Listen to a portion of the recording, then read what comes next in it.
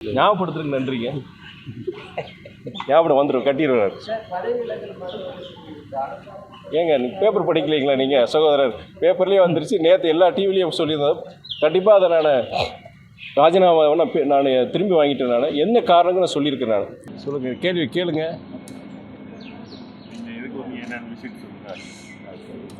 இன்னைக்கு ஒரு நீண்டகால ஒரு கோரிக்கை, மக்களுடைய கோரிக்கை. உடையான்பட்டி, பூங்குடி, இனாம்குளத்தூர் இந்த 3 பகுதியில் ரயில்வே மேம்பாலங்கள் ஒரு நீண்ட கால கோரிக்கை. அதை நான் ஒன்றிய ரயில்வே துறை அமைச்சர் திரு அஸ்வினி வைஷ்ணவ் மற்றும் ரயில்வே துறை அதிகாரிகளிடம் அதை குறித்து நான் பேசினேன். அது நீண்டகால கோரிக்கையை பற்றி நான் வலியுறுத்தி பேசும்பொழுது கண்டிப்பாக அதை பரிசீலித்து அதை செய்வதாக அவர் கூறியுள்ளார்கள். இன்று இந்த 3 பகுதிகளில் ரயில்வே துறை அதிகாரிகளுடன் ஆய்வு மற்றும் ஸ்ரீரங்க பகுதியில் அங்கேயும் ஒரு சுரங்கப்பாதை ரயில்வே சுரங்கப்பாதை அமைய வேண்டும் என்று அந்த பகுதி மக்கள் கேட்டுள்ளார்கள். பல விபத்துகளை தொடர்ந்து அந்த பகுதியில் விபத்துகள் நடந்து வருவதாகவும் அங்கே ஒரு சுரங்கப்பாதை அமைய வேண்டும் என்ற மக்கள் கோரிக்கையும் ஏற்று இன்று அங்கேயும் சென்று ரயில்வே துறை அதிகாரியுடன் ஆய்வு செய்ய உள்ளேன். இன்றைக்கு பொறுத்த வரைக்கும் இதுதான். திருச்சியிலிருந்து சென்னைக்கு கிளம்புற மாதிரி எந்த ரயில் இல்லை, ராக்போர்ட் மட்டும் தான் இருக்குது. கூடுதலாக ரயில் வேணும். இல்லை, நான் இப்போ சமீபத்தில் 3 கோரிக்கை நாடாளுமன்றத்தில் பேசியிருந்தேன். என்னென்னா, நம்ம திருச்சியிலேருந்து எர்ணாகுளம், திருச்சியிலேருந்து திருப்பதி, திருச்சியிலேருந்து பெங்களூருக்கு இன்டர்சிட்டி ஒன்று கேட்டிருந்தேன் நான். அதன் பின்பு ரயில்வே துறை அமைச்சரிடம் சந்திக்கும் பொழுது ஏதோ ஒரு ரயிலை சொல்லுங்கள், நான் கண்டிப்பாக செய்து தருவதாக கூறினார்கள். நான் மக்களிடம் கேட்டு, இயக்க நிர்வாகிகளுடன் கேட்டு, அதன் பின் திருப்பதி ரயில் அதுதான் இன்றைய முக்கியமான தேவைன்னு சொல்லிட்டு நான் அமைச்சரிடம் சொன்னேன். கண்டிப்பாக செய்வதாக அவர் கூறியுள்ளார். இன்னொன்று என்னென்னா, திருச்சி வரைக்கும் நிறைய ட்ரெயின் கொண்டு வந்தாங்க. பட் அதுக்கப்புறம் எக்ஸ்டெண்ட் பண்ணியிருக்கிறாங்க, நிறைய பகுதியில் எக்ஸ்டெண்ட் பண்ணியிருக்கிறாங்க. இப்போ திடீர்னு நான் சில பேர் என்ன சொல்கிறாங்கன்னா, திருச்சிக்கு மாத்திரம் அதை கட் பண்ணணும் அப்படின்னு சொல்கிறாங்க. ஏன்னா இங்கே பார்த்தீங்கன்னா டிக்கெட் கிடைக்க மாட்டேங்க, அந்தந்த பகுதியில் அங்கேயே டிக்கெட் நிறைஞ்சிட்டு சொல்கிறாங்க. அது நம்ம கட் பண்ண முடியாது. நீங்கள் சொல்கிற மாதிரி வர்ற காலங்களில் திருச்சிக்குன்னு எக்ஸ்க்ளூசிவ் ட்ரெயின்ஸு ராக்ஃபோர்ட் தவிர மற்ற சில ட்ரெயின்ஸ் கொண்டு வரணும்னு நான் முயற்சி பண்ணி கண்டிப்பாக நான் முயற்சி பண்ணுவேன். ஆளுநர் பொறுத்த வரைக்கும் அவர் இதுவரைக்கும் நிறைய குழப்பங்கள் பண்ணியிருக்கிறாரு. அவர் நம்மளுடைய உச்சநீதிமன்றம் ஒரு வரலாற்று சிறப்புமிக்க ஒரு தீர்ப்பு கொடுத்துருக்கு. அதாவது ஆளுநர் பொறுத்த வரைக்கும் அவர் என்னென்னா, இங்கே இருக்கிற முதலமைச்சரும் சரி, இங்கே இருக்கிற அமைச்சர்களுடைய வழிகாட்டுதலாக அவர் செயல்பட தவிர தன்னிச்சையாக அவர் முடிவு எடுக்கக்கூடாது. இந்திய அரசியல் சாசன சட்டம் என்ன சொல்லுதுன்னா, ஜனாதிபதியாக இருக்கட்டும் அல்ல ஆளுநராக இருக்கட்டும், அங்கே இருக்கிற மாநில அரசு அந்த அமைச்சருடைய வழிகாட்டுதலால் அவர் செயல்படணும்னு சொல்லியிருக்கிறாங்க. இன்றைக்கி பொறுத்த வரைக்கும் நீங்கள் சொல்கிற மாதிரி பல்கலைக்கழகங்களில் அவருடைய தலையீடு, அதனால் அவர் சில பிரச்சனைகள், துணைவேந்தர் பல பல்கலைக்கழகங்கள் இதை நியமிக்காமல் இருந்தாங்க. இவர் செஞ்ச பிரச்சனையினால் இப்போ அதெல்லாம் தீர்வு வந்திருக்கு. அவர் அந்த உச்சநீதிமன்ற தீர்ப்பை மதித்து அவர் இன்றைக்கி ஆளுநர் பொறுத்த வரைக்கும் துணைவேந்தர்கள் கூட்டத்தை கூட்டியிருக்கிறாரு. ஆனால் சட்டத்துக்கு உட்பட்டு இந்திய அரசியல் சாசனத்தை மதித்து, உச்சநீதிமன்ற தீர்ப்பை மதித்து அவர் செயல்பட வேண்டும்ங்கிற என்னுடைய கோரிக்கை இருக்குது. எல்லாருடைய கோரிக்கையாக தான். சுப்ரீம் கோர்ட் தீர்ப்பை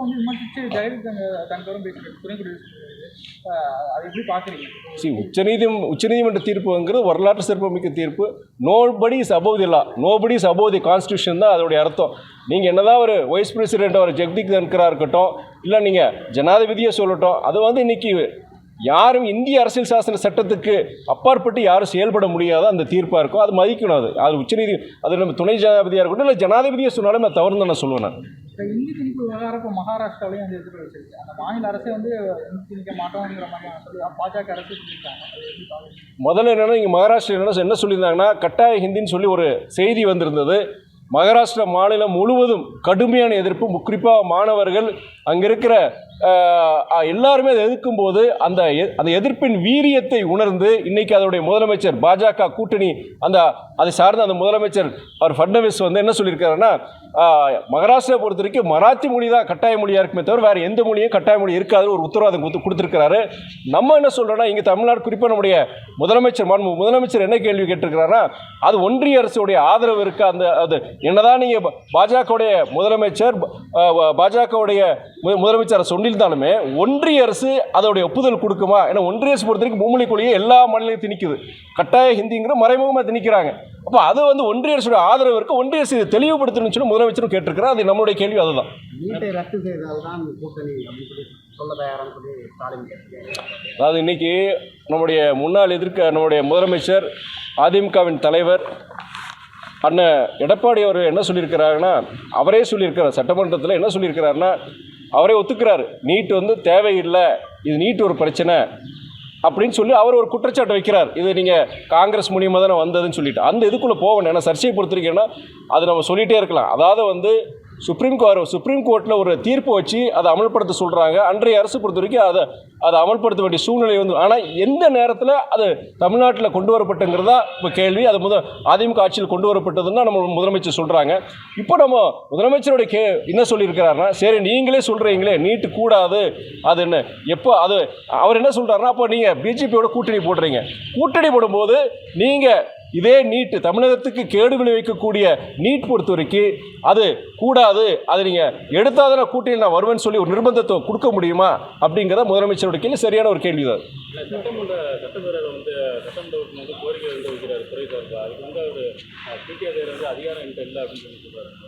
அது அவர் அவைத்தலைவரே அதுக்கு உண்டான பதில் சொல்லியிருக்கிறாரு. துறை சார்ந்த அமைச்சரே அப்படி பேசக்கூடாது, அதை வந்து அது ஒரு பாசிட்டிவான ரிப்ளையாக இருக்கணும்னு சொல்லிட்டு நம்மளுடைய சபாநாயகர் அவர் அப்பாவே நம்ம சொல்லியிருக்கிறாரு. அதனால் வந்து அவர் அப்படி சொல்லியிருக்கிறதா அது நிதர்சன உண்மையை விட சொல்லியிருக்கலாம். பட் அவர் அப்படி இது போன்ற விஷயங்கள் வந்து முதலமைச்சரோட கலந்துக்கிட்டு அவர் சொல்லணுங்கிறத அவர் சபாநாயகருடைய இது. நானும் என்னுடைய இது அது அப்படி என்னுடைய ஒப்பீனியன் தான். எப்படி சொல்கிறாரு, அது உண்மையாக பொய்யான நம்ம அரசாங்கம் சொல்ல முடியும். ஏன்னா அவர் ஒரு அமைச்சரே சொல்லும்போது அது நான் சொல்ல முடியாது. இப்போ அது சபாநாயகர் வந்து அதுக்கு சொல்லியிருக்கிறார். எப்படி நீங்கள் அதை சார்ந்த அமைச்சர் எப்படி நீங்கள் பேசலாம், ஒரு கேள்வி கேட்குறாரு. அப்போ இதுக்கு உண்டான இதுனா ஒரு நிதி பற்றாக்குறை ஏதோ என்னென்னா அது நீங்கள் முதலமைச்சர்கிட்ட கேட்டுட்டு நீங்கள் சரியான பதில் கொடுக்கணும் அவரே சொல்லியிருக்கிறார். கடந்த நாடாளுமன்ற தேர்தலில் வந்து உங்களை வேட்பாளர் அறிவித்தவொன்னே உங்கள் கையில் வந்து ஞாபகப்படுத்துறதுக்கு நன்றிங்க. ஞாபகம் வந்துடும், கட்டிடுவார். ஏங்க நீங்கள் பேப்பர் படிக்கலைங்களா நீங்கள் சகோதரர்? பேப்பர்லேயே வந்துருச்சு, நேற்று எல்லா டிவிலையும் சொல்லியிருந்தேன். கண்டிப்பாக அதை நான் ராஜினாமா நான் திரும்பி வாங்கிட்டேன். நான் என்ன காரணங்கள் நான் சொல்லியிருக்கேன். நான் இயக்கத் தோழர்கள் நிர்வாகிகள் 100% அவருடைய கோபம் இருந்தது, எல்லாருடைய கோபம் இருந்தது. ஆனால் எங்களுடைய இயக்கத்தந்தை தலைவர் வைகோடைய மனிதநேயத்திற்கு அந்த கோபம் வந்து அது அடிபணிந்ததுன்னு நான் சொல்லுவேன். அதனால் நான் நடந்தவையாக இருக்கட்டும், நடப்பவை நல்லவையாக இருக்கட்டும்ங்கிற அந்த இதுபடி நாங்கள் வந்து இயக்க நலனுக்காண்டி தமிழ்நாட்டு நலனுக்காண்டி தொடர்ந்து மறுமலர்ச்சி திராவிட முன்னேற்ற கழகம் பாடுபடுங்கிறத நான் சொல்ல முடியும். ஏங்க நான் வெளிப்படையாக பேசுகிறவங்க டக்குன்னு முகம் மாறாது, என் சுவாவோ அதனால் அந்த மக்கள் படி நிறைய செஞ்சுட்டு பாராட்டுறீங்க. நீங்கள் கொஞ்சம் அரசியலும் கற்றுக்கணும், அது இனிமேல் கொஞ்சம் கொஞ்சமாக வரும்னு நினைக்கிறேன். எனக்கு நிகழ்வு எல்லாமே அதிகாரத்துக்காக ஏற்பட்ட பிரச்சனை. பத்திரிகை நண்பர்கள் எல்லாருக்கும் சரி, தயவுசெய்து இன்றைக்கி வந்து நிறைய வேலையில் இருக்குது, மக்கள் பணி இருக்குது, நாளைக்கு இருக்குது, நாளான்னைக்கு இருக்குது. இந்த அரசியல் வேண்டாம். இன்னைக்கு மக்கள் பணி மத்திரம் நீங்கள் எதாவது கேளுங்க, மக்கள் பணி பற்றி கேளுங்க. அண்ணா வந்து அப்படி சொல்லவே இல்லை. அண்ணா திருமணம் அப்படி சொல்லவும் மாட்டார். அவர் என்ன சொல்லியிருக்கிறாருன்னா, அதாவது சில இயக்கங்கள் பொறுத்த வரைக்கும், அதாவது விடுதலை சிறுத்தைகள் இயக்கம் பொறுத்த வரைக்கும், அதாவது இந்த கூட்டணி ஆட்சிக்கு சில சலுகைகளுக்காண்டி நாங்கள் வந்து சில இது தலித்துகளுக்காண்டி நாங்கள் போராடலை அப்படின்னு சொல்லிட்டு அந்த உரிமையை நாங்கள் நிலைநாட்டலைன்னு சொல்லி சில பேர் சொல்கிறாங்க, தவறான கருத்து சொல்கிறாங்க. நாங்கள் தொடர்ந்து பட்டியலின மக்களுக்கும் அனைத்து ஒடுக்கப்பட்ட மக்களுக்கும் நானும் சரி என்னுடைய இயக்கம் விடுதலை சிறுத்தைகள் தொடர்ந்து நாங்கள் போராடிட்டு தான் இருக்கோம். அப்படிலாம் நீங்கள் அப்படிங்களா இது பண்ண முடியாது, தவறான சித்தரிப்புன்னு சொல்லியிருக்கிறத தவிர என்றைக்கும் அவர் அந்த மாதிரி கருத்தை சொல்லலை. அவர் கழிவுநீர் கலந்து ஆனால் இப்போ அதுக்கு வந்து அமைச்சரை வந்து மறுக்கிறாரு.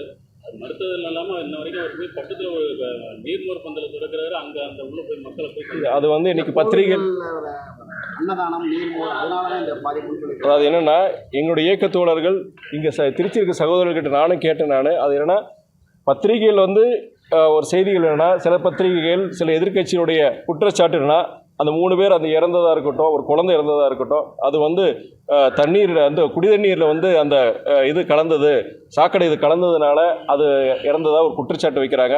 அந்த துறை சார்ந்த அமைச்சரான நேரு என்ன சொல்லியிருக்காங்க, கிடையவே கிடையாது.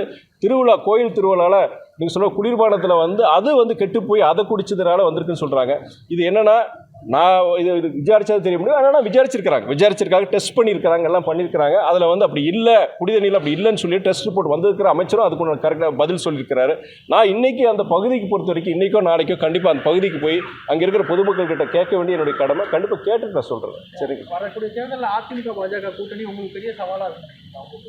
அதான் அதிமுக பாஜக கூட்டணி பொறுத்த வரைக்கும் சவால்னு சொல்கிறத விட அது தமிழ்நாட்டுக்கு நல்லது இல்லை, அதிமுகவுக்கு நல்லது தான் சொல்ல முடியும். அந்த கட்சிக்கே நல்லதில்லை, அதிமுகவுக்கே நல்லதில்லை. என்ன அவர் அண்ணன் எடப்பாடி என்ன சொன்னார் இதுக்கு முன்னாடி, கொஞ்சம் மாதத்துக்கு முன்னாடி 2 மாதத்துக்கு முன்னாடி என்ன சொன்னார், இப்போ என்ன சொல்கிறாரு? அந்த இயக்க தோழர்கள், அதிமுக தோழர்களுக்கு அது விருப்பமாகிறது கிடையவே கிடையாது. எந்த பின்னணியில் இந்த கூட்டணி அமைக்கப்பட்டதுங்கிற பத்திரிகைகள் உங்களுக்கு தெரியும். உங்களுக்கு விருப்பம் இல்லாமல் ஒரு உருவான கூட்டணி தான் அதிமுக பாஜக கூட்டணி. அது யாருமே அதிமுக பிடிக்கல, மக்களுக்கும் பிடிக்கல, சிறுபான்மையினருக்கு சுத்தமாக பிடிக்கல. அது காலந்தான் தீர்மானம். இப்படி பிடிக்காத ஒவ்வாத ஒரு கூட்டணி எப்படி ஜெயிக்க முடியும்? நன்றி. ஞாபகப்படுத்துறது நன்றிங்க.